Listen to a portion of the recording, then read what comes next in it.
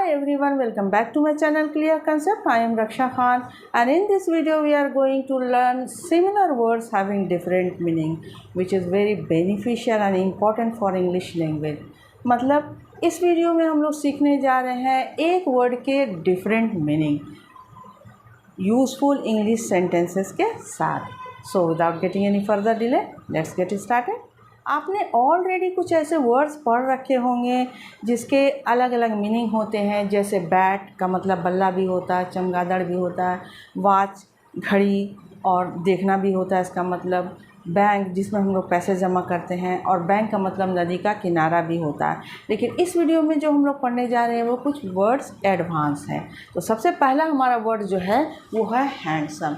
Handsome का मतलब होता है सुंदर या मनोहर और ये अक्सर मेन के लिए यूज़ किया जाता है. जैसे I met a handsome man today.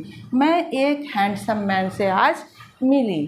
Handsome man यानी कि ये एडजेक्टिव के तौर पे यूज़ किया गया है सेंटेंसेस में. यानी हम लोग हैंडसम वर्ड जो देख रहे हैं ये एक एडजेक्टिव है. जैसे एडजेक्टिव क्या होता है? एडजेक्टिव नाउन या प्रोनाउन को डिस्क्राइब करता है, उसके बारे में अच्छी बुरी बातें बतलाता है. I meet a handsome man. Man जो है वो नाउन है और ये इसके बारे में बतला रहा है कि ये कैसा मैन है. हैंडसम मैन है. तो ये हो गया एडजेक्टिव. दूसरा वर्ड जो है सेम वर्ड है हैंडसम. दूसरा मीनिंग इसका जो है वो होता है बहुत ज़्यादा. बहुत ज़्यादा यानी मनी के लिए यूज़ किया जाता है. It is use for money. जैसे बहुत ज़्यादा पैसे उसके लिए कहते हैं हैंडसम मनी. या किसी को अच्छी खासी सैलरी मिलती है, बहुत ज़्यादा सैलरी मिलती है तो हैंडसम सैलरी उसके लिए यूज़ किया जाता है. He received a handsome salary for this job. उसने इस जॉब से एक अच्छी खासी सैलरी प्राप्त की. अच्छी खासी यानी बहुत सारी अच्छी खासी सैलरी, हैंडसम मनी. तो ये नाउन है और ये इसके लिए यूज़ में आया है कि नाउन के यानी सैलरी कैसे मिली तो हैंडसम सैलरी. तो ये हो गया एडजेक्टिव क्योंकि ये नाउन को डिस्क्राइब कर रहा है. नेक्स्ट वर्ड जो है हमारा वो है एंग्शियस. एंग्शियस का मतलब होता है ईगर यानी कुछ जानने के लिए जो बेकरार होते हैं, उत्सुक, बेताब, वो होता है इसका मतलब. जैसे everyone is anxious, everyone is curious to know what is going to happen next in the movie.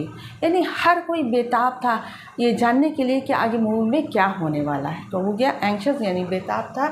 She was anxious to get job यानी वो जॉब पाने के लिए बेताब थी. एंग्शियस वर्ड भी एडजेक्टिव है. ये एंग्शियस किसके लिए आया है? इस प्रोनाउन के लिए आया है. तो प्रोनाउन के बारे में बताने वाला वर्ड जो है वो एडजेक्टिव होता है. तो एंग्शियस के बारे में दो बातें आपने जानी कि इसका दो मीनिंग हमने इसमें सीखा. इसमें अभी तक एक ही मीनिंग सीखा, दूसरा हम लोग अभी सीखेंगे. लेकिन ये जो है एडजेक्टिव है ये आपने सीखा और इसका दूसरा मीनिंग होता है फीलिंग वरीड. यानी कि एक और एंग्शियस है जिसका मतलब होता है फीलिंग वरीड यानी चिंतित, फिक्रमंद. I am anxious despite being prepared for all the exam. यानी सभी एग्ज़ाम की तैयारी होने के बावजूद डिस्पाइट I am anxious मैं फ़िक्रमंद हूँ. ये एंग्शियस आया है आई के लिए तो इस तरह से ये हुआ एडजेक्टिव. क्लियर. और इसका मतलब हो गया फ़िक्रमंद. डिस्पाइट का मतलब होता है के बावजूद. I am anxious despite being prepared for all the exam. Clear. Next word है कन्विंस्ड. कन्विंस बहुत ही कंफ्यूजिंग वर्ड है. वर्ब भी है और उसको एडजेक्टिव की तरह भी यूज़ करते हैं और उसका एक और मीनिंग होता है जो वो भी एडजेक्टिव ही है. तो दो मीनिंग को देखेंगे. सबसे पहला मीनिंग है कायल. जैसे मैं उसकी खूबसूरती का कायल हूँ. I am convinced of her beauty. मैं उसकी खूबसूरती का कायल हूँ. I am convinced of his hard work. मैं उसकी मेहनत का कायल हूँ. एक ये हो गया. दूसरा इसका मतलब होता है, एक ही जगह मैंने लिखा है, दूसरा इसका मतलब होता है believing strongly in a particular religion. यानी किसी भी रिलीजन में, किसी भी धर्म में किसी का पूरा विश्वास होता है उसको कहते हैं कन्विंस्ड. जैसे ही वाज अ कन्विंस्ड ज्यू. वो एक पक्का यहूदी था. क्लियर. तो इस वर्ड के बारे में जो कन्फ्यूज़न मैं बता रही थी वो आपको बता देती हूँ. ये एक वर्ड होता है कन्विंस जिसका मतलब होता है मनाना यानी तैयार करना. किसी को तैयार करते हैं किसी भी बात के लिए तो वो होता है कन्विंस्ड. जो कि एक वर्ब है। क्लियर? और इसका पास्ट होता है कन्विंस, यानी इसका वर्ब का सेकंड फॉर्म और वर्ब का थर्ड फॉर्म दोनों ही कन्विंस्ड होता है। और यही स्पेलिंग सेम यहाँ पर है कन्विंस्ड का, जो कि एडजेक्टिव के तौर पर यूज़ किया गया। तो यहाँ पर वर्ब की तरह यूज़ किया हुआ सेंटेंस में ही कन्विंस्ड हर, उसने उसको तैयार किया, उसको कन्विंस्ड किया टू बाय ब्यूटीफुल ड्रेस, यानी खूबसूरत ड्रेस ख़रीदने के लिए इसने इसको कन्विंस किया, यानी कि काम किया। ये सब्जेक्ट हो गया और ये वर्ब का सेकंड फॉर्म हो गया। आप इसको फर्स्ट फॉर्म यानी ये वाला फॉर्म की तरह भी यूज़ कर सकते हैं। तो आपको अब इसको पहचानना कैसे है कि ये सेंटेंस में वर्ब की तरह काम कर रहा है या एडजेक्टिव की तरह काम कर रहा है। तो हम लोग इस वर्ड को देख रहे थे, आई एम कन्विंस्ड। तो एडजेक्टिव क्या होता है? नाउन या प्रोनाउन को क्वालिफाई करता है, यानी उसके बारे में बताता है। आई एम कन्विंस्ड, कन्विंस्ड कौन है? कायल कौन है? मैं।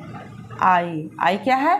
प्रोनाउन। तो जब ये प्रोनाउन को क्वालिफाई कर रहा है, प्रोनाउन के बारे में बतला रहा है, तो इसका मतलब कि ये सेंटेंस में एडजेक्टिव का काम कर रहा है, तो यहाँ पर एडजेक्टिव हो गया। और जब आप वर्ब की तरह काम करेगा सेंटेंस में, तब ये वर्ब होगा। ही कन्विंस्ड, उसने कन्विंस्ड किया। ये फ़र्क समझ में आ गया? यानी कन्फ्यूज़न आपको नहीं रखना है, ये कन्विंस्ड है, ये भी कन्विंस्ड है, फिर वहाँ पर वर्ब है, यहाँ एडजेक्टिव है, इतना कन्फ्यूज़न नहीं करना। एक और छोटा सा एग्जांपल दे देती हूँ। जैसे ब्रेक के बारे में सुना ना है, ब्रेक क्या है? एक वर्ब है जिसका मतलब होता है तोड़ना, लेकिन हम लोग ऐसे लिखते हैं, ब्रोकन जो है वो भी वर्ब का थर्ड फॉर्म है। लेकिन जब यहाँ पर अगर हमने एक नाउन डाल दिया, ब्रोकन चेयर यानी टूटी हुई कुर्सी, तो ये नाउन हो गया और इसको डिस्क्राइब कर रहा है ये ब्रोकन, तो यहाँ पर ये एडजेक्टिव का काम कर रहा है। तो इस चीज़ को सेंटेंस में आपको समझना होगा। क्लियर? नेक्स्ट वर्ड है प्लीड। प्लीड का मतलब होता है अपील करना, याचना करना। She pleaded for her child safety, उसने अपने safety she pleaded for her child safety, यानी उसने अपने बच्चे की सुरक्षा के लिए अपील की। तो ये यहाँ पर वर्ब है। प्लीड क्या है? वर्ब है, ये इसका सेकंड फॉर्म है। आप वर्ब को किसी भी फॉर्म में यूज़ कर सकते हो सेंटेंस बनाने में। She pleaded for her child safety, यानी उसने अपने बच्चे की सुरक्षा के लिए अपील की। दूसरा प्लीड का मतलब होता है वकालत करना, ये भी एक वर्ब है। She pleaded about his innocence, saying he was mentally ill.